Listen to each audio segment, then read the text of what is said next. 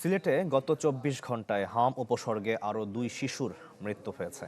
Osmani medical college এবং শহীদ শামসুদ্দিন আহমদ হাসপাতালে চিকিৎসাধীন অবস্থায় মারা যাওয়া ২ শিশু হল শায়হান ও আহিয়ান। তাদের দুজনের বয়সই ১ বছরের নিচে। এ নিয়ে সিলেট বিভাগে হাম ও উপসর্গে মৃতের সংখ্যা দাঁড়ালো ৭৬ জনে। বর্তমানে বিভিন্ন হাসপাতালে চিকিৎসা নিচ্ছে ২৬১ রোগী।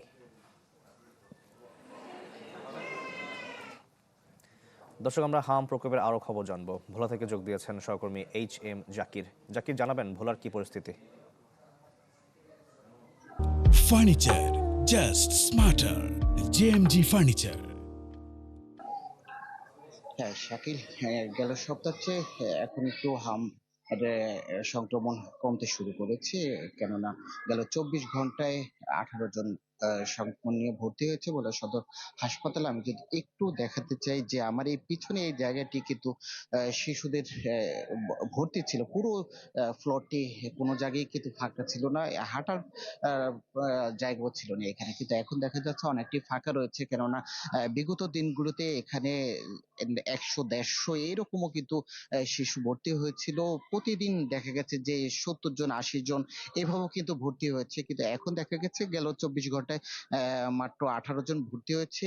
এছাড়াও যে যাবৎ ৯৪৪ জন হাসপাতালে ভর্তি হয়ে তারা চিকিৎসা নিয়ে বাড়ি গিয়েছে। এর মধ্যে ৮৭০ জন চিকিৎসা নিয়ে বাড়ি গেছে। এখন পর্যন্ত কিন্তু হাসপাতালে ভর্তি রয়েছে ৫০ জনের মতো রোগী ভর্তি রয়েছে হাসপাতালে। আমরা হাসপাতালে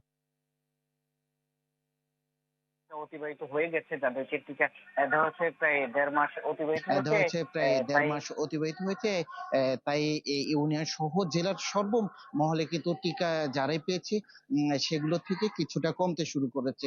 এর বাইরে আমরা যে জিনিসটি লক্ষ্য করেছি যে এখানে যারা ভর্তি রয়েছে এই হামের বাইরেও কিন্তু অনেক রোগী রয়েছে, শিশু, বিশেষ করে নিউমোনিয়া, জ্বর, সর্দি, কাশি সহ প্রায় আমরা যে ফ্লোরটি রয়েছে সেই ফ্লোরটি উপরের ফ্লোরে আমরা দেখেছি যে শিশু ওয়ার্ড যেটিতে সেটিতে ভর্তি রয়েছে প্রায় ৩০০ থেকে ৩৫০ রোগী, শিশু রোগী ভর্তি রয়েছে, যেখানে তার বিপরীতে মাত্র একজন চিকিৎসক দিয়ে চিকিৎসা সেবা কার্যক্রম চলছে। আমরা এখানেও দেখতে পাচ্ছি যে একজন চিকিৎসকের কারণে কিন্তু সব রোগীরা সাধারণত চিকিৎসা নিতে অনেকটা বেগ পেতে হচ্ছে। আমরা এখানে একটু রোগীদের সাথে কথা বলবো যে আপনারা কেমন চিকিৎসা পাচ্ছেন।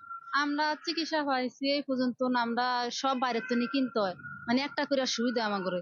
আর ডাক্তার আইলে যেমন তুমি একটু সৌদি এই দৌড় দেয়, মানে রুগীর দুই আর কত হনে না কি ভালা মন্দ কি লাগবো না লাগবো, মানে একটু চাই জায়গা গাও যেমন তখন ৮ বাজাই। আর সব আমাকে ওষুধ বড়ি সব বাইরের তনে এনো কোনো কিছু দেয়। রোগীরা যে ধরনের অভিযোগ করছে তারা বলছে যে সবকিছুই কিন্তু বাইরে থেকে ক্রয় করতে হচ্ছে। এইভাবে কিন্তু আমরা দেখছি যে হাসপাতাল টিতে চিকিৎসক সংকটের কারণে কিন্তু রোগীরা চিকিৎসা সেবা নিতে অনেকটা বেগ পেতে হচ্ছে।